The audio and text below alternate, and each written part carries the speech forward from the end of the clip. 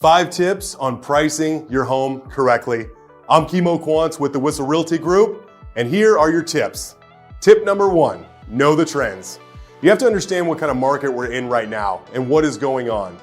Are we trailing into a buyer's market? Are we trailing up and there's a multiple bidding wars going on?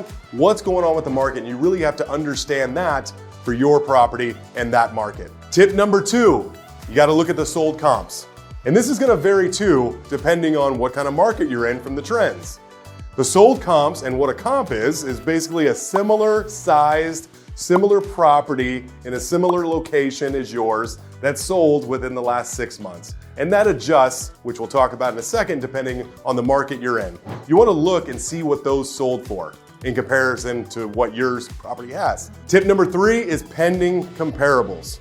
And pendings are properties that have an accepted offer, but we don't know necessarily what the house is going to close for yet.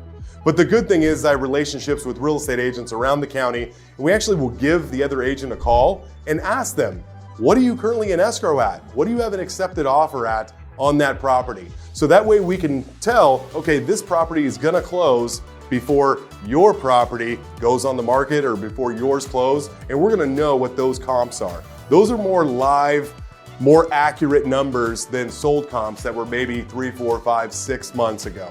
Especially in some of these markets that's going on right now, we're having some fluctuation. You want to look at stuff that was sold and pending as close to really in the last 60 to 90 days right now. Tip number 4, understanding the intention curve. Every year, the National Association of Realtors puts out all the trends and everything that happened in the last year regarding real estate. Where properties sold, where they didn't sell, how much in relationship to the sale price, etc. Every year, no matter what market we're in, it's always the longer your house is on the market, the lower the selling price ends up being. So that initial attention you're gonna get by the first couple weeks is on the market is the most important.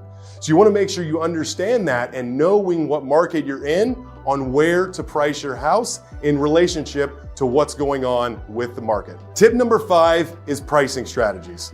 So there's multiple different strategies to price your home. Your listing price doesn't necessarily mean that that's what you want to sell your house for.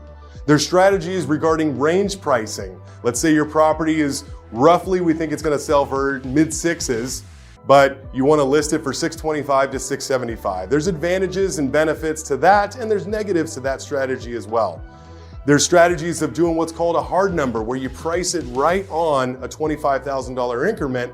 So that way, if your house is, we think it's going to sell for $650, and listing it right at $650, so that way people on the internet who are looking for houses for $550 to $650 and $650 to $750, the property actually shows up on those searches. And then there's also odd number pricing. This could be something like $649,995, some sort of odd number.